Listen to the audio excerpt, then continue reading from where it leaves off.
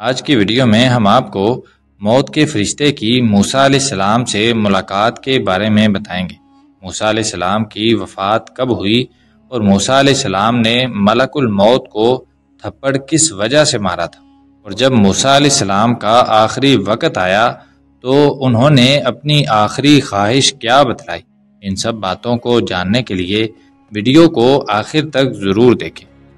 پیارے دوستو، اللہ کا یہ واضح فرمان ہے کہ ہر جاندار کو موت آ کر رہے گی اور کوئی بھی اس سے بچ نہیں سکتا، اور موت کا جو وقت اللہ تعالیٰ نے لکھ دیا ہے وہ اسی وقت پر آئے گی، نہ تو ایک لمحہ آگے ہوگا اور نہ ہی ایک لمحہ پیچھے ہوگا۔ انسانوں کی روحیں قبض کرنے کے لیے اللہ نے جس فرشتے کی ڈیوٹی لگائی ہے اسے ملک الموت کہا جاتا ہے۔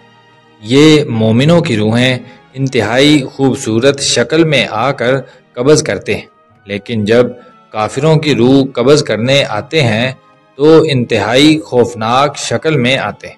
آج ہم ملک الموت کے حوالے سے موسیٰ علیہ السلام کا واقعہ آپ کے سامنے رکھیں گے۔ حضرت ابو ہریرہ رضی اللہ تعالیٰ عنہ فرماتے ہیں کہ موت کے فرشتے کو حضرت موسیٰ علیہ السلام کی طرف انسانی صورت میں بھیجا گیا۔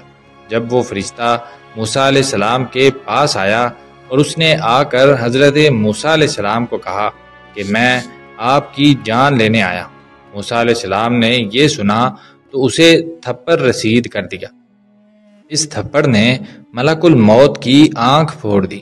وہ اللہ کے پاس واپس چلا گیا اور عرض کیا، اے اللہ، تو نے مجھے ایسے بندے کی طرف بھیجا ہے جو مرنا نہیں چاہتا۔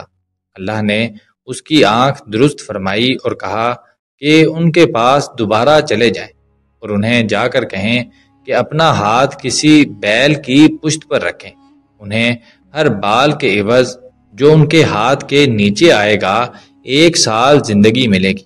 موسیٰ علیہ السلام نے عرض کیا کہ اے میرے اللہ، اس کے بعد پھر کیا ہوگا؟ اللہ نے فرمایا، پھر موت آئے گی۔ انہوں نے کہا، پھر ابھی ٹھیک ہے، لیکن انہوں نے اللہ کے سامنے اپنی ایک آخری خواہش رکھ دی۔ موسیٰ علیہ السلام نے کہا کہ اے اللہ، مجھے ایک پتھر پھینکنے کے فاصلے تک مقدس سرزمین کے قریب کر دیا جائے۔